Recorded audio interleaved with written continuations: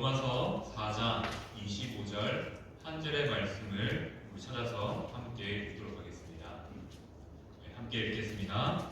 예수는 우리가 문제한 것 때문에 내 주이 되고 또한 우리를 의롭다 하시기 위하여 살아나셨느니라. 아멘. 네, 오늘 말씀을 시작하면서 은혜와 죄의 관계에 대해서 한번 생각해 보길 바랍니다. 우리 흔히 몇 번 들었던 그러한 이야기가 할 겁니다. 새벽 기도 나와서 열심히 기도하고 집으로 돌아가는데 남의 벽에 예쁘게 생긴 호박이 하나 달려있는 겁니다. 그래서 그 호박을 가져갈까 말까 고민하는 그러한 모습들 이야기를 한번 들어본 적이 있을 겁니다. 그리고 우리는 덜 하겠지만 도시교회 같은 경우에는 예배 시간이 다가오니까 조급한 마음에 신호 위반도 하면서 예배 자리로 나아가는 그런 모습도 있습니다. 그리고 또 우리가 자주 경험하는 것 중에 하나가 뭐냐면 교회 나와서 은혜를 받아요. 그런데 당장 집에 가면 어떻게 됩니까? 화낼 일이 바로 생깁니다. 그렇지 않은가요? 우리가 서로를 향하여서 부부가 서로를 향하여서 좋은 마음을 가지고 은혜를 받고 집으로 돌아가는데 집에 돌아가자마자 언성이 높아질 일들이 생기는 것을 경험하게 됩니다. 우리가 이렇게 은혜 가운데 거해도 은혜를 추구해도 우리의 삶에 죄라는 이러한 모습들, 우리를 무너지게 만드는 그런 많은 일들이 늘 우리의 삶 가운데 함께 한다는 것이죠. 은혜 충만하면 죄에서 멀어질 것 같지만 은혜 충만해도 여전히 죄의 유혹과 죄의 자리에 대한 그러한 일들이 우리 삶에 일어나는 것을 우리는 생각해 보게 됩니다. 오늘도 지난주에 이어서 또 죄에 대한 설교를 하고자 합니다. 우리는 신앙생활을 하면서 구원을 받았지만 여전히 죄의 문제에서 자유롭지 못합니다. 이 죄의 문제는 결국 우리의 삶에 구원의 문제로 이어질 수밖에 없다는 것이죠. 죄로 인해서 어떻게 보면 우리가 계속 우리의 삶이 구원으로부터 멀어지는 것 같은 그런 느낌과 생각을 받게 됩니다. 그러나 우리가 이렇게 죄에 대한 문제를 생각하지 않으면 어떤 일이 나타납니까? 바로 우리를 위해서 이 땅에 오신 예수님의 십자가의 의미가 흐려진다는 것이죠. 죄를 말하면 우리의 삶에 예수님의 구원이 선명해질 수밖에 없습니다. 예수님이 우리에게 베푸신 은혜가 선명하게 나타날 수밖에 없습니다. 하지만 죄의 문제, 우리가 듣기 쉽고 우리 무거운 주제이기도 합니다. 하지만 분명한 것은 죄의 문제는 우리의 구원의 문제와 연결될 수밖에 없다는 것이죠. 그렇기 때문에 죄는 십자가, 예수님의 십자가의 의미를 선명하게 드러낸다는 것을 우리가 기억하면서 오늘 주어진 말씀들을 함께 살펴보고자 합니다. 모든 사람은 죄로 인해 필요한 한 분이 계십니다. 누구입니까? 바로 예수님이 필요하다는 것이죠. 예수님의 이름에는 이런 뜻이 있습니다. 마태복음 1장 21절 말씀을 함께 읽겠습니다. 함께 읽습니다. 아들을 낳으리니 이름을 예수라 하나. 이는 그가 자기 백성을 그들의 죄에서 구원할 자이심이라 하니라 라고 말씀합니다. 예수님의 이름 안에 예수님의 사명이 담겨 있습니다. 그 사명은 무엇입니까? 자기 백성을 그들의 죄에서 구원하는 자라는 의미, 사명을 담고 있습니다. 이 말씀을 다르게 생각하면 무엇입니까? 우리 안에 일어나는 죄의 문제를 해결할 수 있는 유일한 길은 예수님밖에 없다는 사실을 우리에게 말씀합니다. 오늘은 죄에 대한 우리의 태도를 한번 살펴봄을 통해서 우리가 어떻게 죄와 싸울 것인가에 대해서 한번 생각해 보고자 합니다. 먼저 우리 안에 이 질문을 던지기 소망합니다. 죄가 무엇입니까? 성도님들은 죄가 무엇이라고 생각합니까? 우리가 고백하고 있는 웨스트민스터 소회오리 14부는 문답을 이렇게 말합니다. 죄란 무엇입니까? 죄는 하나님의 법을 순종하는데 조금이라도 부족하거나 어기는 것이 죄라고 말하고 있습니다.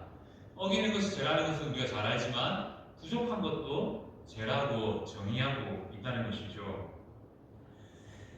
죄는 이렇게 하나님이 주신 기준인 말씀을 통해서 그 말씀의 순종함에 부족함을 보이거나 불순종하는 것을 의미한다는 것이죠. 죄는 단순한 실수를 의미하는 것이 아니라 하나님이 주신 기준에 따라 그 기준에 부족하거나 어기는 것들을 벗어나는 것이 바로 죄라고 말합니다. 그렇다면 성경에서는 이 죄란 이 의미를 어떻게 사용하는지 한번 살펴봤으면 좋겠습니다. 성경에는 죄라는 의미를 가진 여러 가지 단어가 등장합니다. 특별히 구약 성경을 보면 죄를 의미하는 여러 가지 단어 중에 빗나감, 실패, 목적이 이르지 못한다라는 의미로 죄를 600회 사용하고 있습니다. 그리고 구부림, 비틀어짐이라는 의미로도 사용되고요. 그리고 하나님을 두려워하지 않는 것을 죄라고 말하죠. 그 의미로 죄를 250회 이상 사용하고 있습니다. 신약에서는 죄라는 의미가 목표를 맞추지 못함, 길에서 빗나감, 경건하지 않음, 무법함, 악이라는 의미로 사용하고 있습니다.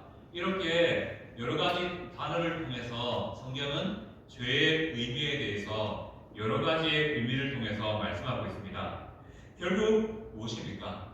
죄는요, 하나님이 주신 기준에서 벗어나는 것, 틀어지는 것, 모든 것들이 다 죄라는 것을 의미하고 있습니다. 그래서 기준은 무엇입니까? 죄의 기준은 하나님입니다. 하나님의 기준에서 틀어지는 것, 벗어나는 것이라는 것이죠. 우리는 죄와 관련돼서 이런 말 자주 듣죠. 뭡니까? 술, 담배의 문제에 있어서 어떤 말을 합니까? 술, 담배는 성경에서 다루지 않는다, 말하지 않는다. 설교에서 담배 피지 말라, 말하지 않는다.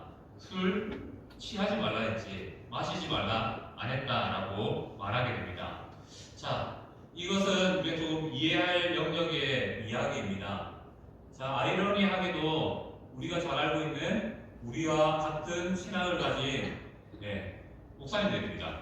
지금 뭘 들고 있죠, 전부 다? 칼바르트는 파이프 담배를 들고 있고요. C.S. 루이스는 담배를 피고 있고요. 찰스 스펀전, 설교의 황제라고 부르는 찰스 스펀전 목사님도 담배를 피고 있습니다. 이 세 사람은 크리스찬임에도 불구하고 꼴초로 유명한 사람들입니다.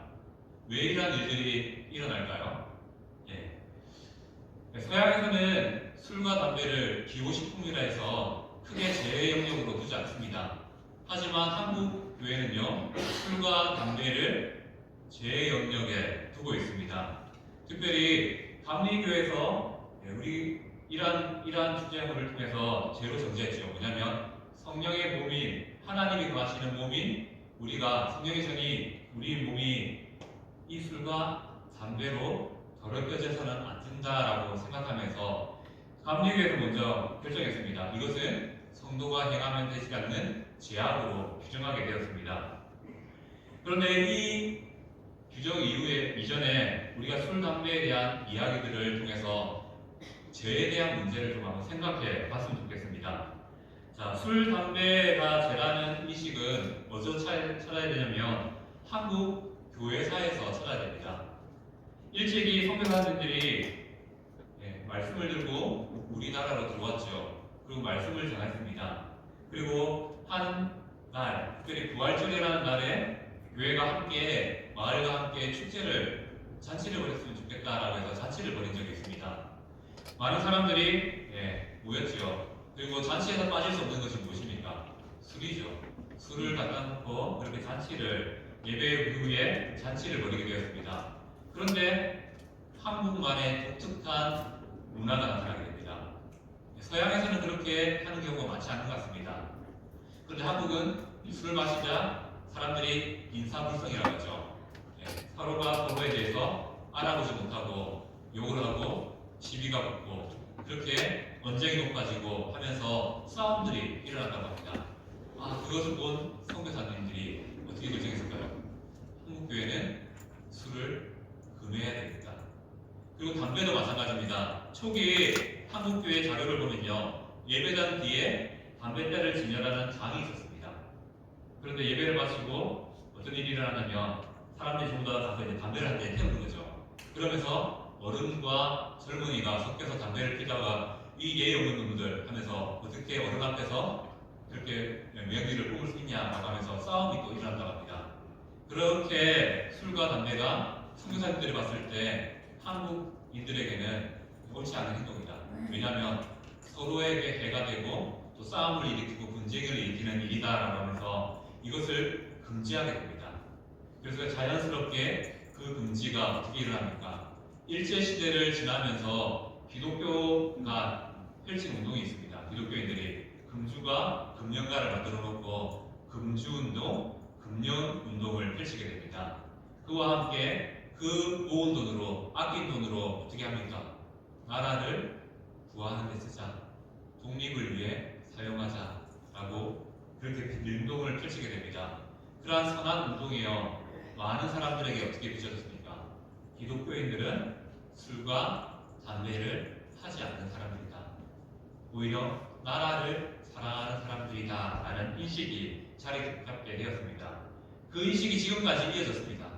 그리고 그 인식이 우리의 기준, 기독교인은 술과 담배를 하지 않는다라는 그런 생각들과 문화를 만들어냈습니다.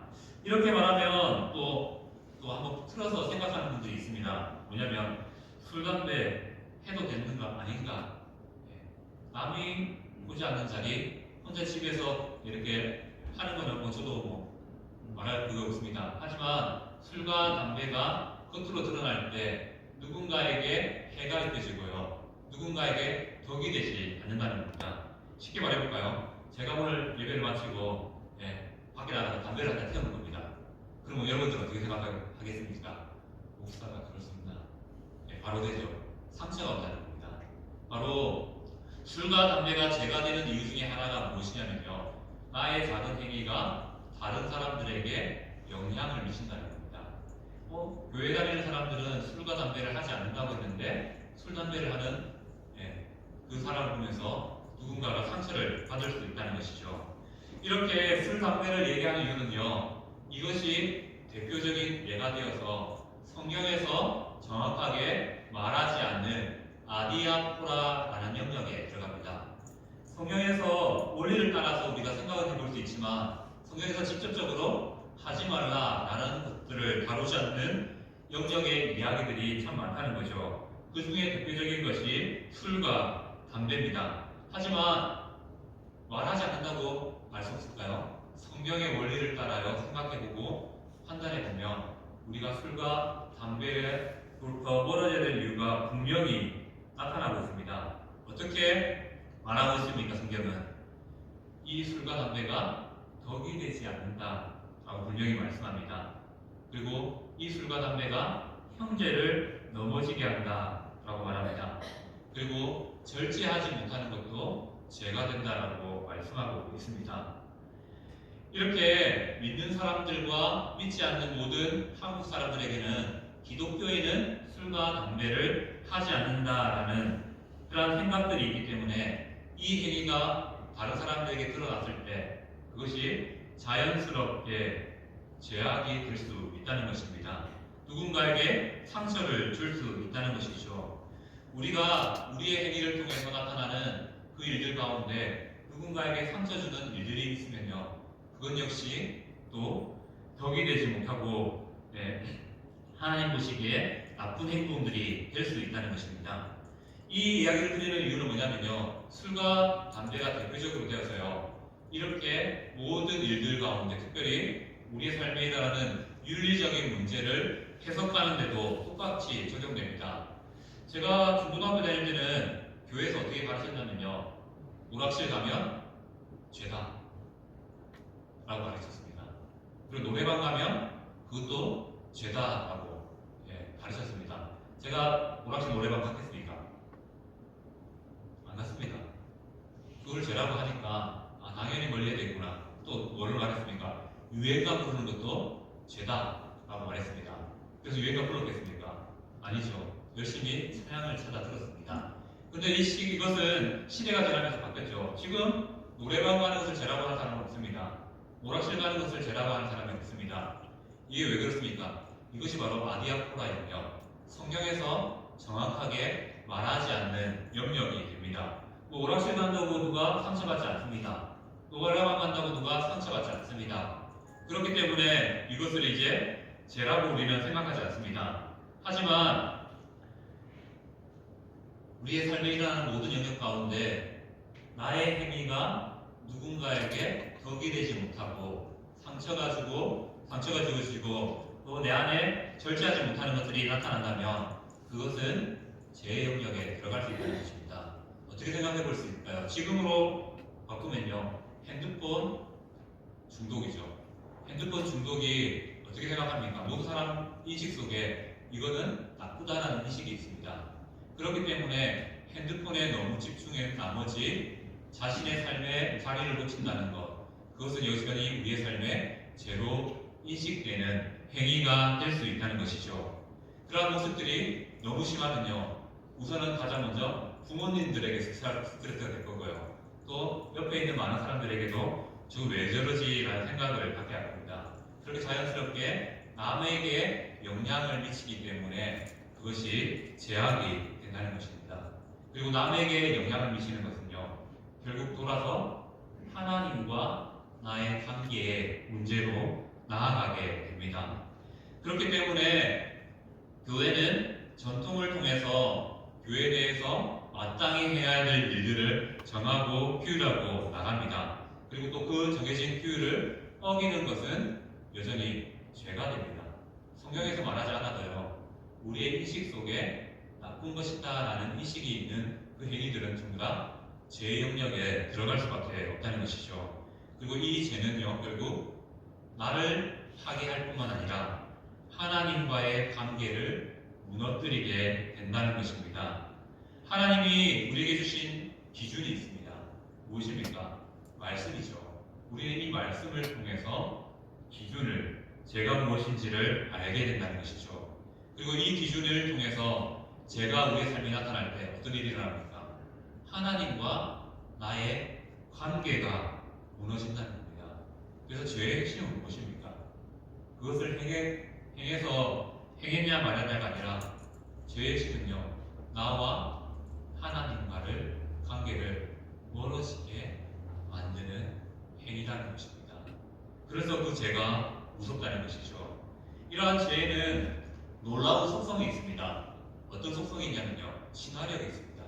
죄는요, 우리와 아주 가까이에서 우리와 친하게 지내고자 하는 그런 마음들이 있습니다. 자, 아마 경험해 보셨을 겁니다. 이 자리에 앉아 계신 부모님들, 선한 일을 쌓아가는 게 쉽던가요?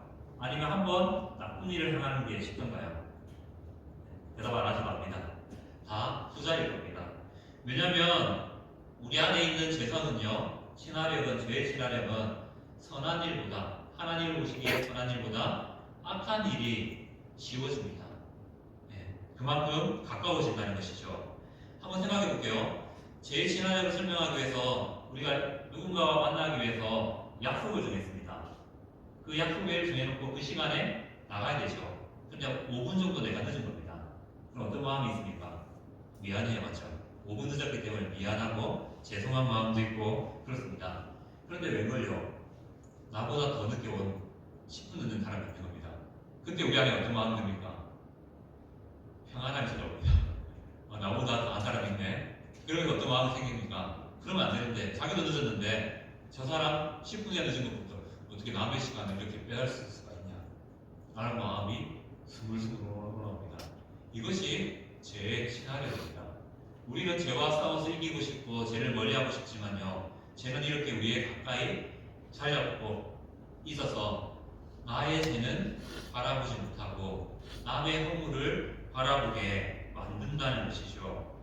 그렇게 죄는 친화력을 발휘함을 통해서 우리 안에 죄에 대한 무감각함을 일으키게 됩니다. 물론 큰 죄, 작은 죄 있습니다. 성경에서도 시편 19편 13절, 또 요한복음 19장 1절 보면요, 큰 죄라는 이 단어를 사용하고 있습니다. 산상수훈에서도 예수님께서 큰 죄와 작은 죄를 구별하시기도 합니다. 그러나 하나님 앞에 큰 죄, 작은 죄 분명히 있지만 죄는 모두 같다는 겁니다. 하나님 보시기에는 심판받아야 될, 또 반드시 될 영역의 일이라는 것이죠. 자, 사람에게는 작은 죄, 큰 죄를 구분하는 모습이 나타나죠. 하나님은 모든 죄를 동일하게 보시지만 사람은 작은 죄, 큰 죄를 구분합니다. 그래서 작은 죄를 지은 자가 큰 죄를 지은 자를 향하여서 정죄하게 되고요. 선하지 못하다라고 말하게 됩니다. 이게 제 시나리오입니다. 이번 주 점치 못한 소식을 교단 내에서 듣게 됩니다. 한 교회, 우리 교단의 큰 교회 목사님이 제가 대학교 갈 때부터 유명했긴 했는데요. 수면 위로 드러나지 않았던 일이 이제 수면 위로 드러나게 됐습니다. 우리는 그 일 사건을 보면서 그 목사님이 평소에 욕을 얼마나 많이 했을까, 얼마나 사람들을 무시했을까라고 생각하게 됩니다. 물론 그렇게 생각할 수 있죠. 근데 제 시나리오가 뭔지 압니까? 나는 선하다. 나는 그 사람과 다르다. 라고 생각하게 만드는 겁니다. 그래서 그분을 대해서 그 사람을 향해서 욕하게 되고요. 비판하게 됩니다. 근데 정작 나를 돌아보지 못하게 만드는 것이 죄의 시나리오가 되는 거죠. 나도 나쁜 말 하잖아요. 나쁜 마음 없잖아요. 지체를 향하여서 악한 생각을 할 때도 있다는 겁니다. 하나님께서는 우리에게 이러한 마음을 원하시는데 죄라는 것이 우리 안에 시나리오로 작동해서 이렇게 나에 대해서는 무감각하게 만들고 남에 대해서는 강력하게 또 더 날카롭게 만들어버린다는 것입니다. 그리고 이 죄의 시나리오는 또 이렇게 나타나기도 합니다. 자, 이 자리에 앉아 계신 분들은 아마 거짓말 한번 해보셨죠? 아니, 끄떡이시면 안 되고요. 아마 잘 안 하실 거라 믿습니다. 그런데 그렇더라고요. 처음에 누군가에 향하여서 거짓말할 때는 마음에 불편함도 있고요, 두려움도 있고 쉽지 않아요, 맞죠? 이것이 하면 안 되는데 라는 생각도 들고 그렇습니다. 그런데 한번 하고 나면 어떻습니까? 다음이 너무 쉬워집니다. 이것이 바로 죄의 무서운 힘, 죄의 시나리오입니다. 나는 죄와 싸우는 얘기로 가는데요. 한번 무너진 그 자리는 다시 세워지지 않는 것이 우리의 모습이라는 것이죠. 한 번 짓는 것은 어려웠는데 두 번, 세 번은 쉬워지는 것이 바로 죄에 대해서 무감각하게 만드는 죄의 시나리오라는 것입니다. 이러한 죄의 시나리오가 우리 안에 작동하면요, 어떤 생각이 드냐면요, 목사님이 말씀하실 때 죄에 대한 문제를 말할 때 왜 또 저런 소리를 하는 라는 생각을 갖게 만든다는 겁니다. 그렇게 점점 우리는 죄의 문제 앞에서 담을 쌓아서 하나님이 들려주시는 음성을 듣지 않고 내 마음의 이야기를 듣게 되는 안타까운 모습이 나타난다는 것이죠. 죄는 처음이 어렵지 다음은 너무 쉽다는 것입니다. 왜일까요? 성경은 말합니다. 인간은 모두가 죄인이라고 말합니다. 우리가요, 죄인의 성품을 타고 났기 때문에, 죄인의 속성을 가지고 태어났기 때문에 그렇습니다. 언제나 죄에 노출되어 있고요, 죄를 짓고 마는 것이 어떻게 보면 사람입니다. 하지만 사람과 성도가 달라야 될 한 가지가 있습니다. 무엇이냐면요, 사람도 죄를 짓고요, 성도도 넘어지는 죄를 지을 수 있습니다. 하지만 성도가 달라야 될 것은 무엇입니까? 죄를 짓 때 그 자리에 눌러앉아서는 안 된다는 겁니다. 누구나 죄 때문에 넘어질 수 있어요. 넘어졌는데 그곳에서 타협이 일어나서는 안 된다는 것입니다. 성도는 죄악의 문제 가운데 넘어질 수 있습니다. 하지만 다시 일어나는 자가 성도라는 것입니다. 하나님께 우리의 죄를 구하고 다시 일어나야 된다는 겁니다. 죄는 사단이 우리를 넘어뜨리는 방법이죠. 그리고 사단은 어떻게 역사합니까? 그 죄에 넘어진 그 자리에서 안주하게 머무르게 만들어버립니다. 한 번 지은 건데 그냥 그렇게 살아 라는 마음을 우리에게 풀어놓는다는 것이죠. 그래서 사단이 늘 일하면 역사하는 어떤 일이 일어납니까? 그 죄의 자리에서 머물러 일어서지 않게 만들어 버린다는 것이죠. 하지만 성도는 하나님을 믿는 사람입니다. 세상 사람처럼 죄를 짓고 그 죄의 자리에서 넘어져 그렇게 살아가는 자가 아니라는 것이죠. 바로 죄를 지어도요 다시 일어서는 자가 성도라는 것입니다. 이 자리에 앉은 성도님들, 혹여나 내 삶에 하나님 앞에 부끄러움을 행했던 일들 있을 수 있습니다. 그러한 일들을 회개함으로 다시 일어서는 것이 바로 성도입니다.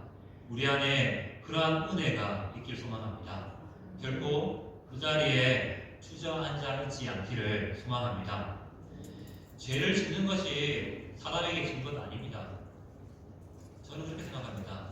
죄는 누구나 쉽게 넘어질 수 있는 자리입니다.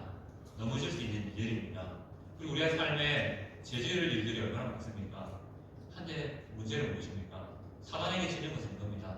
죄를 짓고도 깨닫지 못하고 그 자리에 주저하는 것.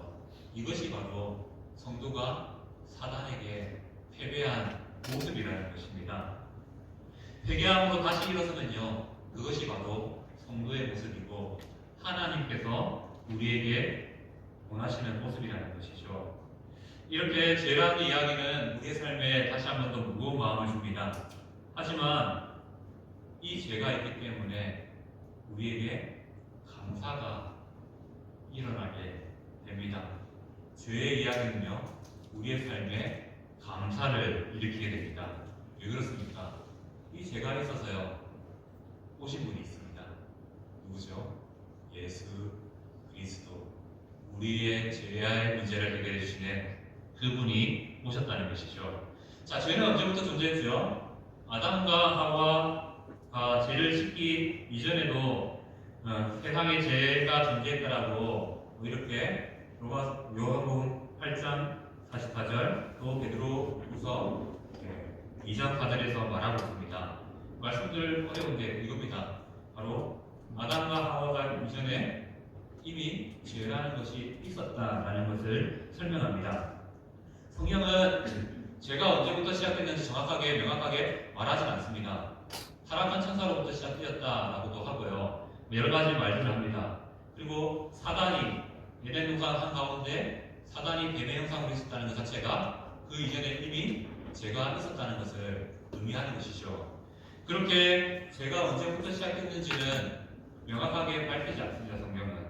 하지만 죄가 무엇인지는 말합니다. 무엇입니까? 아담과 하와에게 있었던 죄는요, 하나님과 같아지려는 욕망에서 죄가 시작되었다라고 말합니다. 그 욕망이 어떻게 우리에게 이어집니까? 원죄라는 이름으로 우리에게 이어집니다. 그래서 사람은요, 혼자 두면 죄를 선택합니다. 죄의 자리로 나아갑니다. 하나님을 찾아가면 참 좋겠지만 하나님이 아닌 하나님이 없는 곳을 찾아가는 것이 바로 사람이 가진 원죄를 가진 사람의 속성, 죄의 속성을 가지고 태어난 사람들의 모습이라는 것이죠. 그래서 모든 사람은 뭐라고 말합니까? 성경에 죄인이라고 말합니다. 죄의 속성, 원죄를 가지고 태어났기 때문에 죄인이고요. 스스로 자신을 의롭게 할 수 없기 때문에 죄인이라고 말합니다. 이러한 죄의 무게, 심각성에 불구하고 성경은 우리에게 소망을 제시합니다. 어떤 소망일까요? 성경의 이야기들이 우리에게 주시는 은혜 같습니다. 성경은 예수 그리스도의 생애와 죽으심과 부활을 통해서 우리의 삶에 죄를 용서하신다라고 말씀하십니다. 구약의 성경에서도 죄를 멸하시는 하나님을 통해서 하나님은 죄를 미워하시고 성도들을 하여금 회개하고 죽기로 돌아오는 것이 우리의 삶이라는 것을 계속적으로 지속적으로 말씀하고 계십니다. 그리고 우리가 잘 아는 마가복음 10장 45절은 이렇게 말씀하시죠. 함께 읽겠습니다. 인자가 온 것은 섬김을 받으려 함이 도리어 섬기려 하고 자기 목숨을 많은 사람의 대속물로 주려 함이니라 라고 말씀하십니다. 하나님은 이 성경의 이야기를 통해서 무엇을 말합니까? 하나님은 그리스도 안에서 우리의 죄를 도말하셨다, 없앴다라고 말씀하십니다. 또 하나님을 의뢰하는 자에게 죄책과 심판으로부터 노임을 받고 또 예수 그리스도를 믿는 자에게 죄의 권세를 정복하는 경험, 죄로부터 승리할 수 있는 힘을 주셨다라고 말씀하고 있습니다. 예수님이 바로 성도의 소망이라는 겁니다. 우리가 죄인이기 때문에 우리의 소망이 예수님이십니다. 우리가 죄인이기 때문에 우리의 죄의 문제를 해결할 수 있는 유일한 길은 예수님 밖에 없다라고 말합니다. 우리는 죄가 있기 때문에 예수님이 필요한 자들입니다. 죄가 있기 때문에 하나님은 태초부터 예수님을 우리의 삶으로 이 세상으로 보내실 계획을 세워 두셨다는 것이죠. 우리는 그 보내심 받은 예수님을 통해서요, 어떤 은혜를 잊게 됩니까? 고린도서 5장 21절 말씀처럼 하나님의 의가 되는 은혜를 입게 되었습니다. 성도는 예수님을 구주로 고백하는 순간 바로 우리의 모든 죄를 예수님께 전가하는 은혜를 잊게 됩니다. 내가 지은 모든 죄를요, 예수님께 맡길 수 있는 은혜를 잊게 됩니다. 그것이 바로 우리에게 주신 믿음의 힘이라는 것이죠. 고린도후서 5장 21절 말씀은 이렇게 말씀하시죠. 함께 읽겠습니다. 하나님이 죄를 알지도 못하신 이를 우리를 대신하여 죄로 삼으신 것을 우리로 하여금 그 안에서 하나님의 의가 되게 하려 하심이다 라고 말씀합니다. 우리가 죄를 지었는데요, 하나님 앞에 우리가 무너졌는데 우리가 예수님을 믿으면 그 무너진 모든 삶의 영역의 죄악들을 예수님께로 전가 넘길 수 있다라고 말씀하고 있습니다. 그리고 하나님은요, 우리가 그 믿음을 통하여서 우리의 죄가 예수님께로 전가되었기 때문에 우리의 죄악을 보시는 것이 아니라 예수님의 은혜로 보심을 통해서 우리를 의롭다, 다르게 말하면 내가 너를 구원해 줄게, 구원을 약속해 주신다라고 말씀하고 있습니다. 바로 예수님이 오심을 통해서 우리의 죄가 예수님께로 옮겨졌습니다. 그래서 우리가 이 죄의 문제에 마음이 무겁지만요, 이 죄의 문제가 있기 때문에 우리는 소망합니다. 누구를요? 예수님을. 또 우리는 이 죄의 문제가 있기 때문에 붙잡습니다. 누구를요? 예수 그리스도를. 우리의 죄를 해결할 유일한 열쇠이신 예수님을 붙잡게 됩니다. 자, 십자가에 예수님을 구주로 믿는다, 고백한다는 것은 바로 누구나 그 고백만 하면 진노의 자리에서 구원의 자리, 의의 자리로 옮겨진다는 것을 의미합니다. 죄가 있기 때문에 우리에게 예수님이 필요합니다. 그리고 예수님이 있기 때문에 우리 안에 은혜가 있습니다. 죄는 분명히 나쁜 것 맞습니다. 하지만 죄로 인해서 우리가 연약함을 깨닫고요, 부족함을 깨닫고 하나님을 붙잡고 예수님을 의지할 수밖에 없게 됩니다. 우리는 죄인이지만 예수님이 계시기 때문에 소망이 있습니다. 어떤 겁니까? 바로 예수님을 인정하는 순간, 예수님을 믿는 순간 하나님은 우리의 죄를 보시는 것이 아니라 나의 믿음을 보시고 구원의 은혜를 베풀어 주신다는 것이죠. 내가 넘어져도 다시 일어서게 만들어 주신답니다. 죄가 있기에 우리의 소망이 바로 예수님이심이 확연하게 우리의 삶에 드러난다는 것이죠.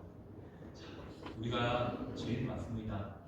하지만 죄인임에도 우리 안에 소망이 있는 이유가 있습니다.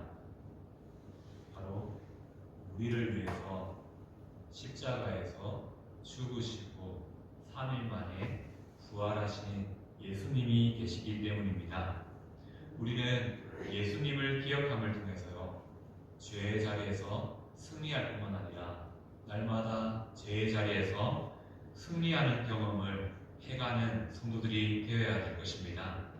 예수님이 주신 은혜의 복음, 사랑의 복음을 가슴에 품고 우리는 죄의 문제 앞에 오며 감사로 살아갈 수 있는 성도님 되시기를 소망합니다. 네, 그렇게 살 수 있습니다. 나는 연약합니다. 하지만 이 연약함 때문에 예수님을 붙잡고 그 연약함을 예수님이 치유해 주십니다. 회복해 주십니다. 그래서 우리가 죄인이지만 감사할 수 있는 이유가 여기 있습니다.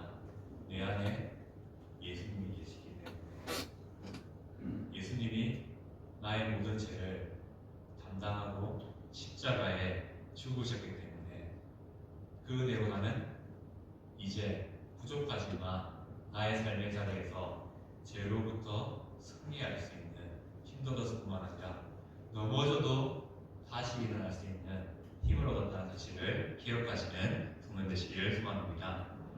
다시 한번 말씀드립니다. 죄에 무너지는 것 그것이 문제가 아니라요. 죄는 무너진 그 자리에서 방치하거나 주저앉아 버리는 것이 하나님 보시기에 더 큰 죄라는 것입니다. 우리가 일어나는 삶의 자리에서 많은 삶의 실수 가운데서 그 사실을 깨닫고 다시 한 번 더 예수님을 강하게 붙잡는 은혜가 우리 가운데 있기를 소망합니다.